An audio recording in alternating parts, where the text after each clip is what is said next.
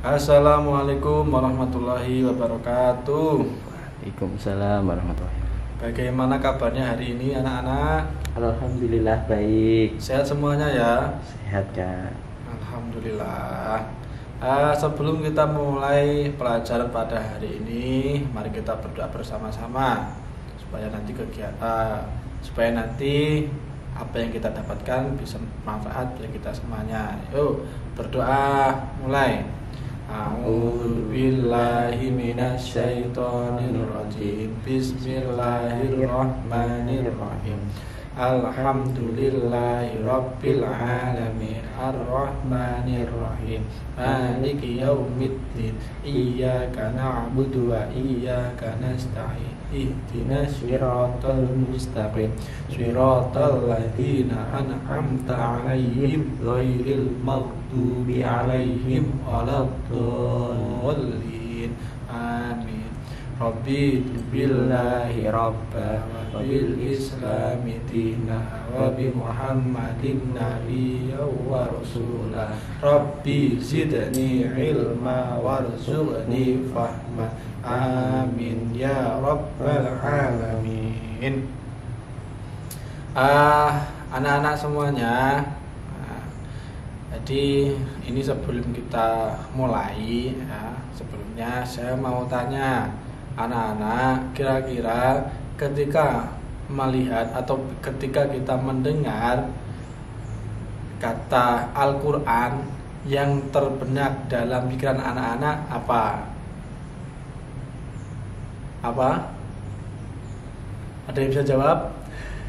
Enggak Pak. Enggak bisa. Belum tahu. Lah kalau di rumah ini sering baca Al-Quran apa enggak? Alhamdulillah agak-agak Kak. Agak-agak. Udah gimana ini Al-Qurannya kok malah agak-agak? Setiap hari dibaca ya? Iya Pak.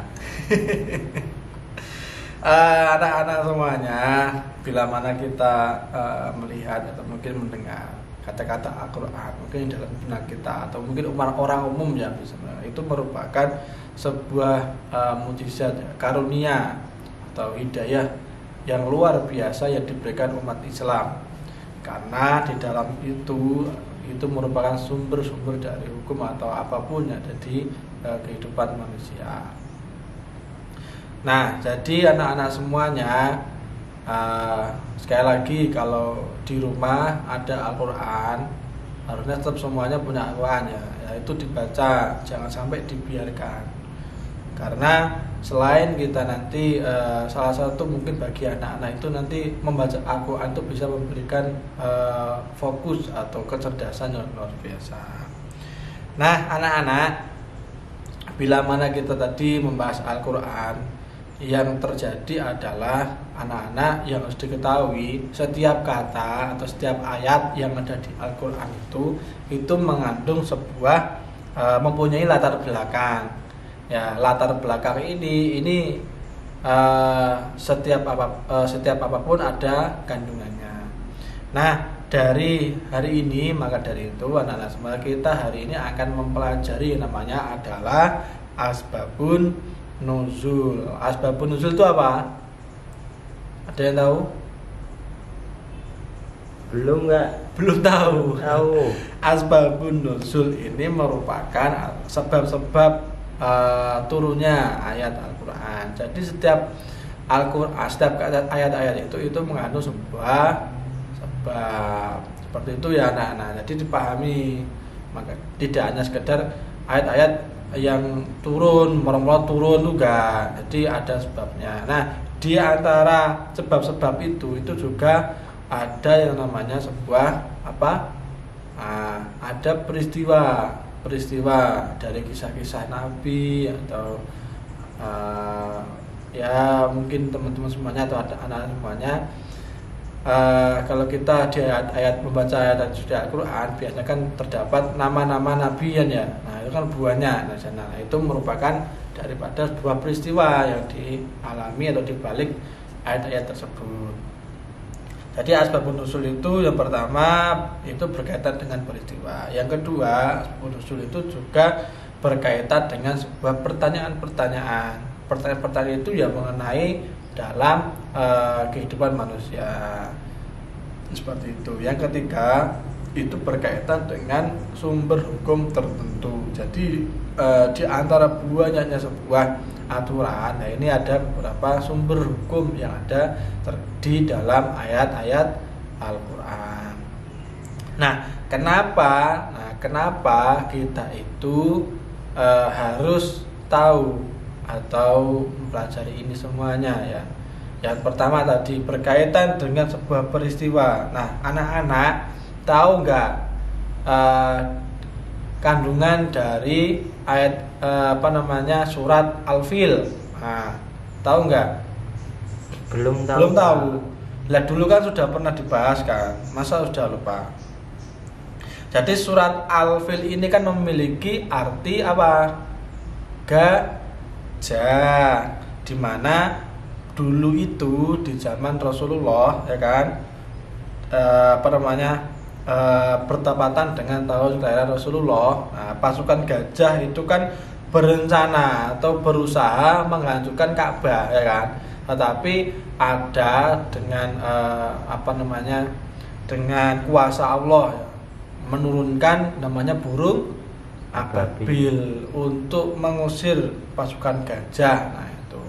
Jadi ada peristiwanya seperti itu ya. Nah, jadi dibalik turunnya surat Al-Fil, nah itu ada yang namanya itu ya peristiwa yang namanya peristiwa pasukan gajah yang berusaha menghancurkan Ka'bah. Jadi itu ya anak-anak. Yang kedua, asbabun nuzul berkaitan dengan bentuk pertanyaan. Nah, salah satu mungkin anak-anak yang ada yaitu pada ayat 83 sampai 85 di surat Al-Kahfi, di mana pada waktu itu ada sebuah pertanyaan tentang asbabul kahfi atau Zulkarnain dan Ruh. Nah, di sana itu mengandung tentang jawaban di antara pertanyaan-pertanyaan itu.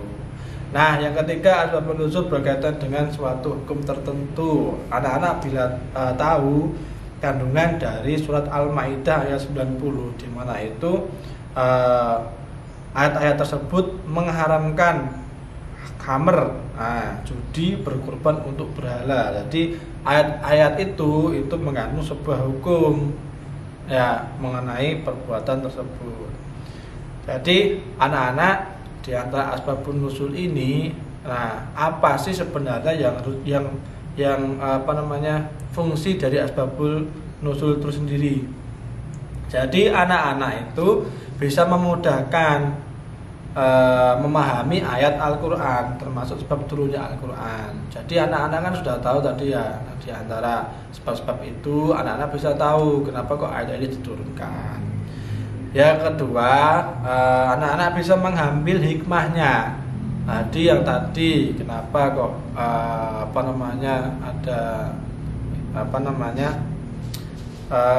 pertanyaan-pertanyaan tadi. Jadi kita bisa mengambil sebuah hikmah. Yang tadi pasukan gajah akhirnya kalah dengan kuasa Allah, dan kita bisa mengambil hikmahnya di sana ya. Yang selanjutnya kita bisa meningkatkan iman. Nah, anak-anak tahu kan ya, itu dulu ada namanya cerita dari Abu Lahab dan istrinya kan. Nah, itu kita kan bisa mengetahui ilmu-ilmu sihir dan sebagainya, itu kan nggak boleh di ajaran agama Islam ya, sehingga kita bisa meningkatkan iman kita agar menjauhi hal-hal tersebut. Dan kita juga bisa menentukan sebuah hukum dengan sebuah sebab. Berkaitan dengan peristiwa-peristiwa tersebut, kita bisa mengetahui sebab-sebabnya. Yang selanjutnya kita juga bisa mudah menghafal Al-Quran, karena kan berkaitan dengan apa-apa yang terjadi itu bisa terjadi. Itu anak-anak semuanya ya, harus dipahami ya. Jadi asbabun nuzul ini merupakan sebab-sebab turunnya ayat-ayat yang ada di Al-Quran. Di sini paham ya? Paham Oke, Pak. terima kasih. Kira-kira dengan apa yang tadi saya sampaikan ini bisa membuat anak-anak semakin semangat mencintai Al-Quran. Iya Kak.